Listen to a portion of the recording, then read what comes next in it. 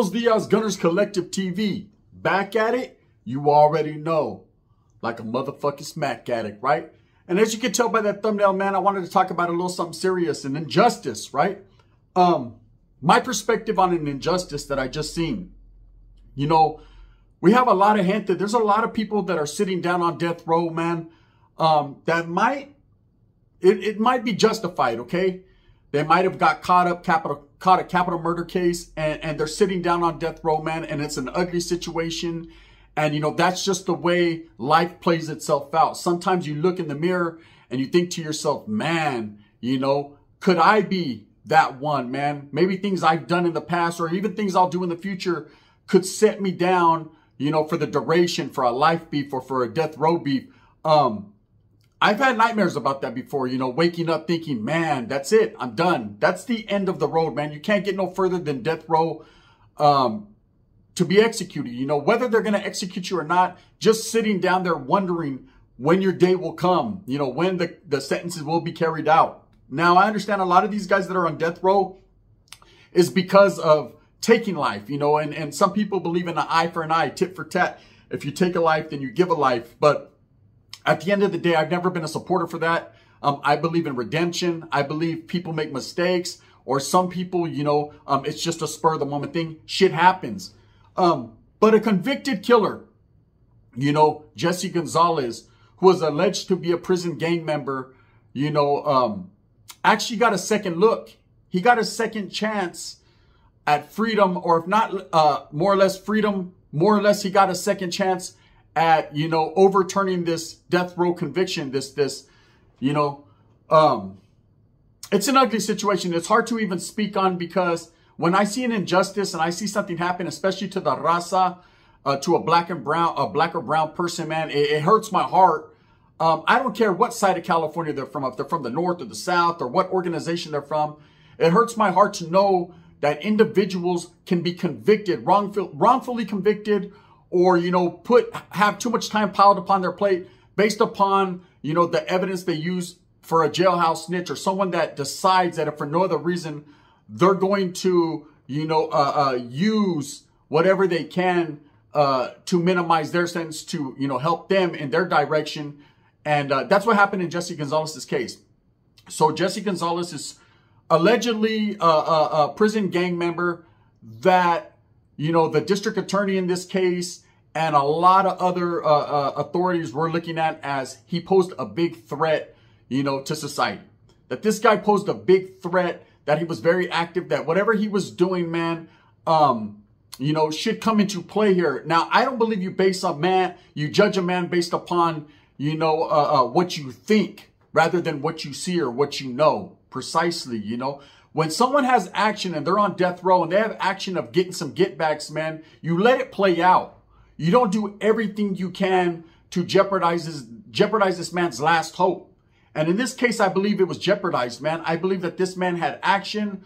I believe that, you know, his appeal merited and warranted a look, which he got the look from the judge. But ultimately, the judge shut it down today. The judge decided there wasn't enough new evidence to retry him.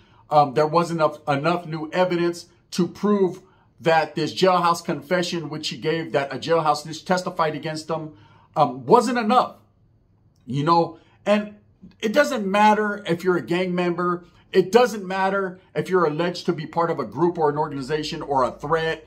And none of that should matter. What matters is the law, and what matters is, you know, giving a person their due process.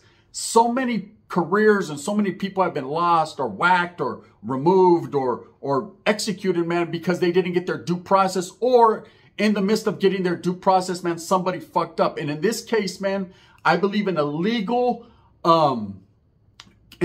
confession from a jailhouse snitch was obtained in order to, you know, give this man a death sentence. Now, this man has never denied being part of the murder. He has never denied being the man to pull the trigger. But what this case entails is in 1981, Jesse Gonzalez was convicted of killing a police officer, a sheriff.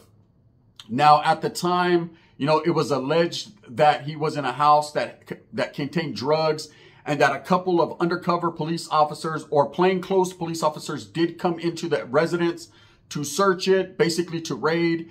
and one of them got shot with the shotgun. Now, Jesse Gonzalez never, ever denied the fact that he was the one to pull the trigger. But at the same time, you know, he maintained his stories for decades that it was, he was under the assumption that these were not police officers, that this was not a premeditated murder, that this was never intended to hurt an officer, that he believed that rival drug dealers or rival factions of a group were coming in, you know, to pose a threat to his safety and security. Everybody has the right to defend their property. You know, if someone passes that threshold, you have the right to do what you have to do. It's your property.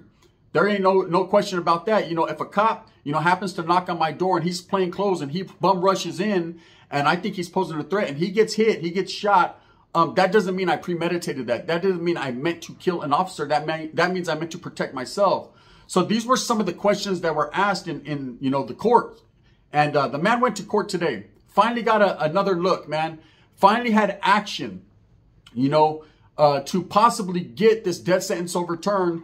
And I think based upon, you know, who they associate with him with in prison, based upon who they think he is, or who they allege him to be, or who they have validated him to be, they use this to make him look bad in the judge's eyes. They use this to convince the judge that this guy was a menace to society, when in fact, man, he's an older gentleman that has done his time correctly, has done his time as a convict in the correct fashion, and should be respected for sticking to himself and doing his thing, man, not getting caught up in a lot of other shit. Now, of course, it's been alleged that he is involved at a high level to a certain organization, but at the same time, you can never judge a man by what you think.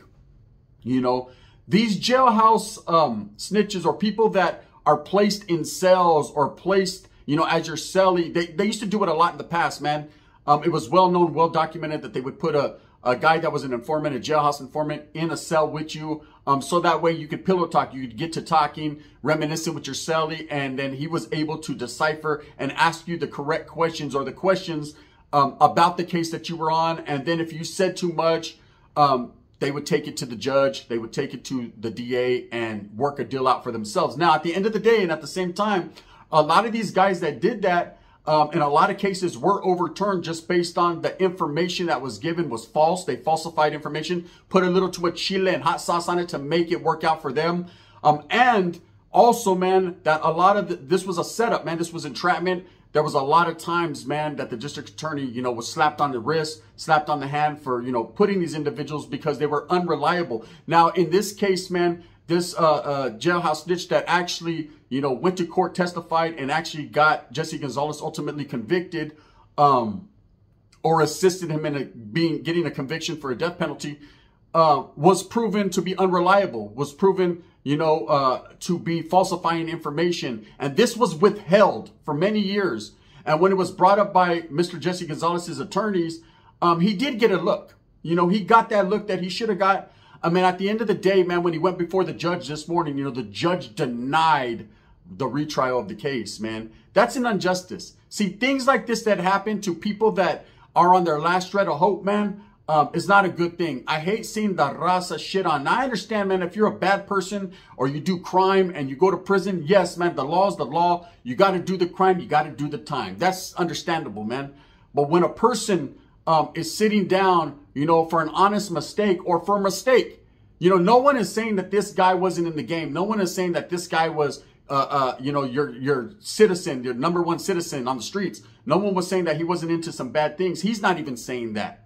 But what he's saying is he's throwing himself at the mercy of the court to get that look, man. And today the judge denied him in the city of Los Angeles. You know, it happens not only because I believe, you know, the judge didn't believe, or maybe the evidence that was suppressed, it was too little too late. But I believe that they judged the person that, you know, the CDC alleged him to be. I believe that this was a conspiracy to say, you know what, we'd rather have you where we can contain you and where we could watch you, rather than have you on the streets or even on a general population yard doing your thing. I mean, that's a cold game, because some of these guys are getting older, you know, in age. Their health is not as what it used to be. And, you know, there's nothing more you can do. They've already been incarcerated 90% of their life. You know, a second look or a chance, man, to redeem yourself would be a feel-good story. You know, redemption is always a great thing. But some people are just not meant to be redeemed, I guess, you know, in the eyes of the law. And this was definitely an injustice. To me, I believe that he should have got his chance to plead his case. At least, you know, ultimately, if you're found guilty, if nothing gets overturned, but at least you got your due process, I could see that. But at the end of the day, man, if you're not even getting that possibility or that chance, you know, it's an ugly look. Now, of course, at the end of the day, this man's business is his business. And I can only hope, man, that the people rally behind him. You know, groups rally behind an individual, man, that today basically was given no love, you know, at the mercy of the court or the judge.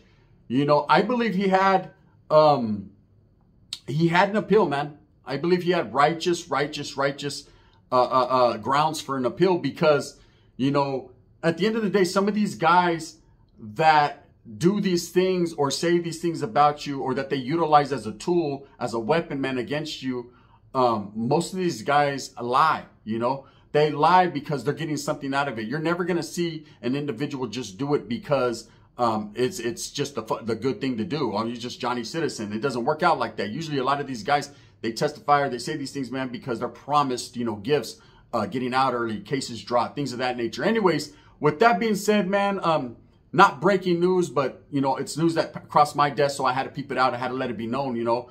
I feel for this individual. I understand, man, you know, he's considered to be somebody. But it's not that I don't pay no never mind to that. I respect it. I respect the status. But what I respect even more so, man, is, you know, justice. And today, justice was yelled out but not heard, right? There was no justice today. I believe this guy is sitting down, albeit, yes, he is rightfully convicted as far as, yes, he did take a life, but I believe he's paid his debt to society for that. You know, there was no way of him knowing that that was an officer at his home. There was no way of him knowing, you know, that these plainclothes guys didn't pose a threat to him. You know, what would you do if you were in that situation? Anyways, with that being said, man, it's just something I wanted to throw out there real quick. There's no disrespect intended to anyone. It's just real, and I got to keep it real. With that being said, hope that you move with a purpose. Get everything that you want coming. And remember, at the end of the day, it's all about the struggle to strive and the strive to struggle. Thumbs up or thumbs down. Heavy's going to be the head that wears the crown. I'm going to continue to strive and struggle and struggle and strive for what I honestly and truly believe in, and that's justice for real ones, man. And justice for anyone that deserves it. And in this case today, he didn't get it. And that breaks a motherfucker's heart, man. Bang, bang.